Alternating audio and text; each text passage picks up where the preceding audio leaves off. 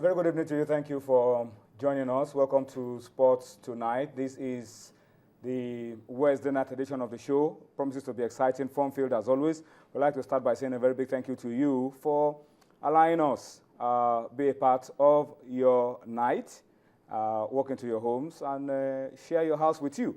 Of course, by way of giving you updates, information, entertain you around issues going on in the world of sports. Of course, on Sports Tonight, our emphasis usually on goings on in Nigeria. We also spend time to reflect on a few issues going on outside of Nigeria as well. But tonight, you can be sure that most of the issues we'll be talking about on the show are issues that are of direct impact on you and I as Nigerians. So thank you once again for joining us this midweek.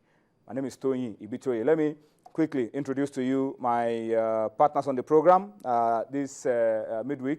My immediate right is always here on Wednesdays, is the news editor of Sporting Live newspaper. It's All Sports Daily newspaper. Onyewu Chimachuku, good to have you on Sports Tonight. You are always on this show on the right days. Some will disagree, some will say it's on the wrong days. Of course, Sunday Koike is also on the show. Koike, just like myself, has had a very hectic day. I mean, you can say that again. But thankfully, you've been able to make it down here, and we also like to have you around all the time as well. Thank you. Good to have you, Tunde. Thank you very much. Gentlemen, a lot to talk about on the program tonight. Plenty to talk about. Of course, you know, we've altered things a little bit. We talk about the football on the pitch first these days, before we talk about the football in the boardroom. So it's going to follow that format again tonight. We will talk about the football on the pitch, then we will go into the boardroom and talk about the football in the boardroom. What is the latest around the football in the boardroom, the politics? We'll talk about it. And we will also, on the program tonight, take you to the Flushing Meadows to bring you updates around the US Open. The sweet Tala Adavi, of course, I'm sure you know her now, will be on the show to give us updates around what that is going on in the US Open. What are the upsets? What are the stories making the rounds? But, you know, let's start off this way. Gentlemen, I mentioned Tala, and all you guys are blushing already. No, why did you call her sweet? Why did you call her sweet? Anyway, let's start with the feedback. Let's start with feedback. Let's start by telling you that tonight, my producer has told me, Emi Adebayo has told me that, look, you guys reduce the amount of talk you'll be doing on the show. Let us have plenty of feedback on the program tonight. And I said, okay, we will try. Because on a day like this, it's difficult for you not to say so much because of the happenings around you. But we will try, gentlemen, to maybe cut it a little bit. We'll be heavy on feedback tonight. So get ready to talk to us. Give us your own opinion to issues as we raise them on this program through Facebook and Twitter. What you're seeing on your screen are channels_sports, Tony Bitoye, my handle. Please just get busy with us right from the start. You know the issues already. The Eagles are counting down to Saturday, 3 days to go. What situation in camp? We will go to Calabar.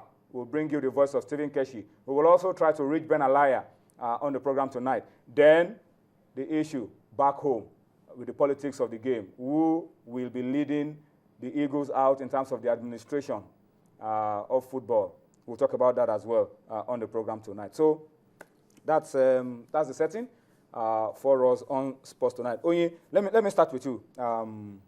Let's start with the football. On 3 days to go now before we take on the Red Devils. The Red Devils are playing hide and seek, we are told, by the Nigerian Football Federation. But let's not focus on whether they are playing hide and seek just yet. One thing I'm sure of, because usually when these kind of stories come out, I say wait till Saturday 4 p.m.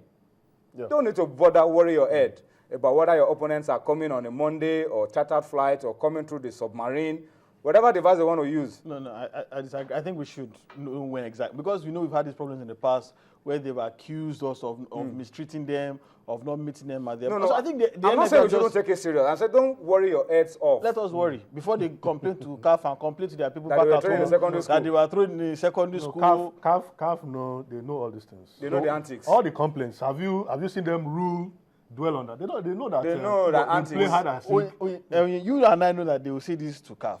But they'll go back to their media and tell the people at home, oh, we were put in a bordello. Oh, we were assaulted at the point of entry. No, we are given a rocky pitch to train on. As long as they allow us to play the game on the pitch. If we are good, we beat them. That's what I'm emphasizing. That's what I'm emphasizing. No matter what they do, 4 o'clock on Saturday, you will see these guys. Yes. They will come to play. That's because whatever antics you have, it doesn't affect your coming to play on match day. Absolutely. We will see you at the pre-match, and then we will see you on match day. Yeah. So what can you say about that? And what's going on right now in the camp of the Eagles? Well, Tony, Joel Obi was the latest to arrive. Yes, is in finally? Yes, he took part in training this evening, we learned. MNK also took part, but David Obiozo, the late Minik call-up to replace Vincent Nyama, the Academy Warriors of Maiduguri goalkeeper. We have not confirmed, even though the chairman of the club said he left Maiduguri this morning for Maiduguri is like he went 48 hours by road. He went to Abuja Airport. Yeah, that's Lagos. No, he went to Abuja Airport to connect a flight to Calabar. So that's the only player we are yet to confirm his arrival. But the rest are there, apart from Chinedu Obasin, who has been ruled out, having problems with his passport, in his club. So the training took place, and the players are ready to go. And for me, I think that's the most important thing. When Obiozo comes in, then they'll have the full complement of 23 players. This is good news that all the players are in camp, and there are no injuries. And the players are doing well. And Keshi himself made himself available for a media chat today. The players also, were allowed to mix freely with journalists. So I think that's the setting in camp is positive, and we hope for a good match on Saturday.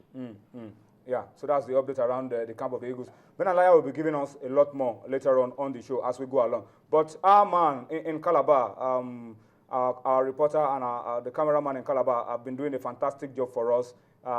Today was a media parley day, was open to the media today, and they caught up with Coach Stephen Keshi. Keshi had a lot to say about Saturday's game and the fact that he's working as a Patriotic Nigeria without a contract, but it is not a big issue. What he's focused on is getting victories for Nigeria in the game against Congo on Saturday and South Africa next week.